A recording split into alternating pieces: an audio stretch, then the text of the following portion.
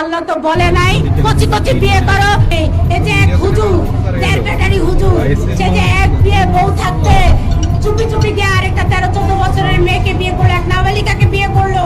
এই দেড় ব্যাটারি হুজুরের তো এখন শাস্তি হওয়া উচিত, কারণ তিনি তো তার প্রথম স্ত্রীর কোনো পারমিশনই নেননি। প্রথম স্ত্রীর পারমিশন। আরে ভাই কি যুগ আসলো! এখন বর্তমান বেশ্যা, এখন বর্তমান পতিতা, এখন বর্তমান মানে যে পতিতার যে সর্দার, সেও আজকাল হুজুরদেরকে নিয়ে কথা বলে। আরে ওগুলো আমাদেরকে দেখতে হচ্ছে। আল্লাহর কাছে যে কি পাপ করছি একমাত্র উপরে আল্লাহ তাআলাই খুব ভালোভাবে জানে। এই নর্তকীর বাচ্চা, তোর জন্য ছোট্ট একটা শায়রি লিখছি, একটু শুনে যা।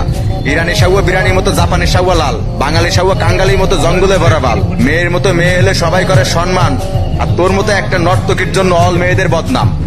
ছাগল খায় লতা পাতা, গরু খায় ঘাস। আমার দায়েরি কাকু আজকে রাইতে তোর বুধার পরে খেলবে তাস। তেঁতুল খাইতে টক লাগে, তরমুজ খাইতে পানি। তোর মতো নর্তকীর বাচ্চা, তোর মতো পতিতার বাচ্চা 50 টাকা যে পাইতে আমার বন খুলে, সেটা কিন্তু আমরা খুব ভালোভাবে জানি। মানে পাগল আর করবো কত, পাগল করে দেশ ছাড়ছি, বিদেশ আইছি, তারপর পাগল পাঁচ ছাড়ে না। কাকিমা বলে বুকের উপর কে রে, ভাইবো বলে আমি, তাই তো পাপ হয় রে, তাহলে নেমে যায় তা না, উঠেছিস যখন দুই গায়ে মেরে যা। তা নর্তকী যখন সামনে পাইছি, দুই গায়ে মেরেই দি। এই নর্তকীর বাচ্চা, শালা পতিতার বাচ্চা, তুই হিসাব করবি আছে, তুই নাইট প্রতি কত টাকা নিবি, তুই শর্ট প্রতি কত টাকা নিবি, তুই ডিসকাউন্টে নিবি নাকি তুই এসে কিসে নিবি, তুই এসে এইগুলা হিসাব করবি। তুই কি লেগে তুই এসে হুজুরদের পিছনে লাগছিস? এই শালা নর্তকীর বাচ্চা, শালার পতিতার বাচ্চা।